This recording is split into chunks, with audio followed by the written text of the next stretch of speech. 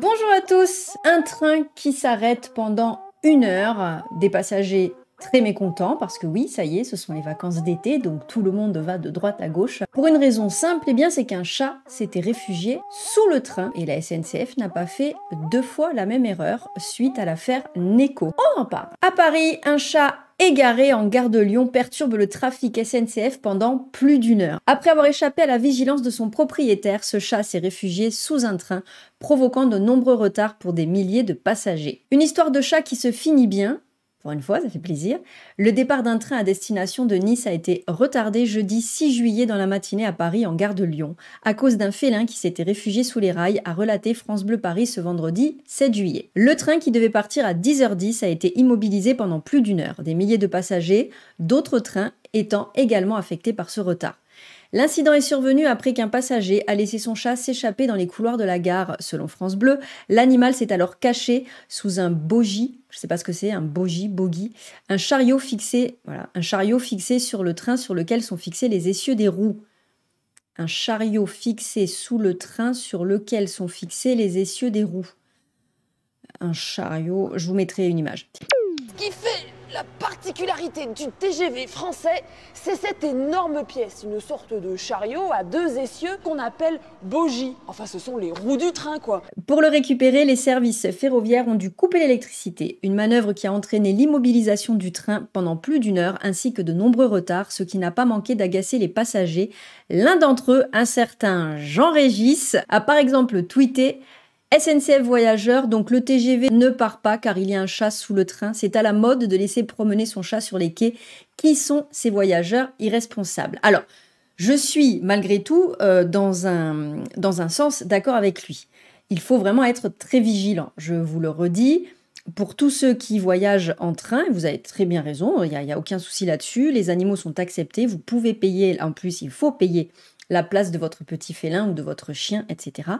Mais il faut vraiment faire preuve de vigilance et renforcer en fait la caisse de transport que vous allez utiliser.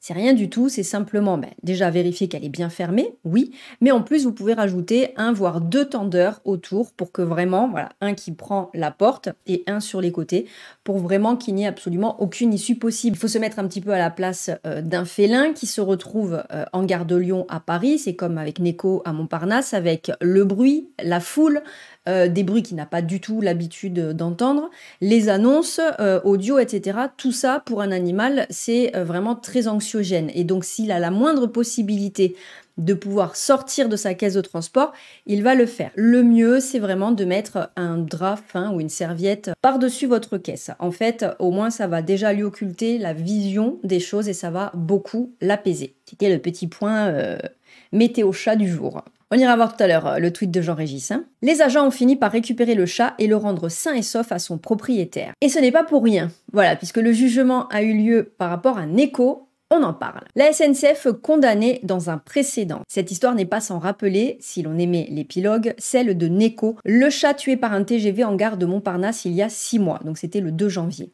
Le félin avait alors échappé à ses propriétaires qui n'avaient pas réussi à le récupérer malgré les appels à l'aide auprès des agents SNCF qui avaient donc choisi délibérément de démarrer le train en fait, tout simplement. On a fait plusieurs vidéos là-dessus, je vous mets la dernière ici, mais il y en a encore une juste avant. Mais lors de l'incident, aucun agent de la société ferroviaire n'était descendu sur les rails pour tenter de sauver l'animal. Mardi 4 juillet, soit 2 jours avant l'escapade du chat à la gare de Lyon, la SNCF a été condamnée à une amende de 1 000 € pour négligence. Le groupe devra également verser des dommages et intérêts à hauteur de 2 000 € aux 2 propriétaires de l'animal. C'est totalement ridicule. Hop, on passe sur...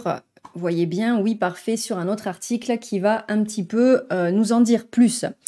On arrête un train pour un bagage abandonné, mais pas pour un animal, avait déploré lors de l'audience l'avocat des 2 propriétaires de l'animal. 7 mois après la mort de Neko, un chat écrasé par un TGV en gare de Montparnasse, la SNCF Voyageurs a été reconnue coupable de négligence et a été condamnée ce mardi à une amende de 1 000 € par le tribunal de police de Paris.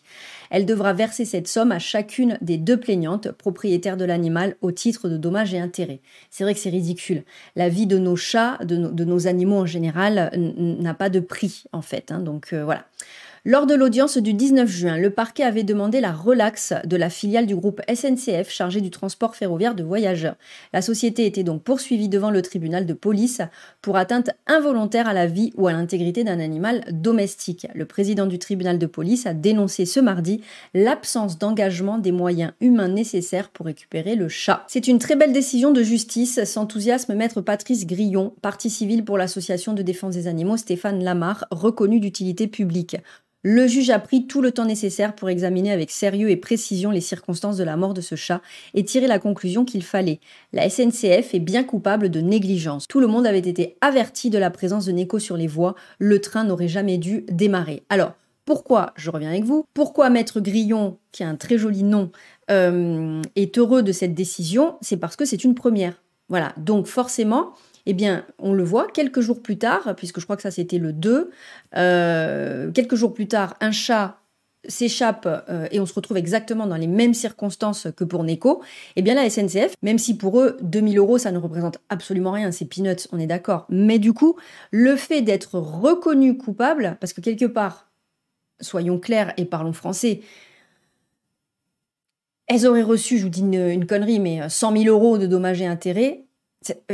Mes chats ne valent pas 100 000 €. Il n'y a pas de prix à donner sur l'être vivant, en fait. Donc, le but, ça aurait pu être qu'1 € symbolique. Ça ne l'a pas été et c'est très, très bien. Le but, c'était surtout le statut de la condamnation, c'est-à-dire qu'ils ont été reconnus coupables de négligence. Et ça, c'est vraiment une avancée parce que, eh bien, c'est une première. Voilà, je repars. Une affaire qui avait ému l'opinion le 2 janvier dernier, on en a parlé, Neko avait un titre de transport en règle, avait échappé à l'attention de sa maîtresse, Georgia, qui s'apprêtait à quitter Paris pour Bordeaux avec Melaina, sa fille âgée de 15 ans. L'animal s'était réfugié sous le train à quelques minutes du départ. Malgré les demandes des propriétaires du chat pour retarder le départ, le train, avec à bord 800 passagers, était parti en écrasant le félin qui, selon la compagnie ferroviaire, n'était pas visible jusqu'au départ du convoi. On est quand même heureux que la mort de Neko n'ait pas servi à rien. Voilà, pour moi, c'est vraiment un symbole, Neko, d'une évolution, d'un changement, d'une prise de conscience et d'une reconnaissance, en tout cas, de négligence de la part d'une entreprise qui est quand même, voilà, c'est l'une des plus grosses entreprises de France. Hein. On va faire un petit tour, hop, je vous recale. Du côté de Jean-Régis, donc, qui avait tweeté, hein, donc le TGV, que font ces voyageurs irresponsables? À présent, on demande aux voyageurs d'apporter une boîte de pâté pour chat pour l'appâter et le faire sortir. SNCF Voyageurs ne changeait rien, surtout. 1 heure de retard à présent, bon, lui, il était énervé, clairement. Vous êtes au courant qu'ils ont été condamnés pour ne pas avoir tenté de le secourir à Montparnasse il y a quelques mois. Bon, ben résultat, ils ne recommencent pas. Et quand le TGV est parti et que le chat y est resté, SNCF a fini au tribunal. On fait quoi du coup? J'ai un chat que j'aime, je prends le train avec ma bestiole. J'ai un chat que j'aime et bestiole, c'est très bizarre, on va dire que c'est affectif. Je prends le chien avec ma bestiole et surtout je vérifie 3 fois que son panier de transport est bien fermé. Oui, c'est ce qu'on disait tout à l'heure. Dire de telles âneries, il faut vraiment n'avoir rien d'autre à faire. Perdre 1 heure, c'est quoi 1 heure? Bravo pour avoir sauvé un être vivant. L'opinion et la justice ont tranché en faveur du chat la dernière fois, donc il s'y plie.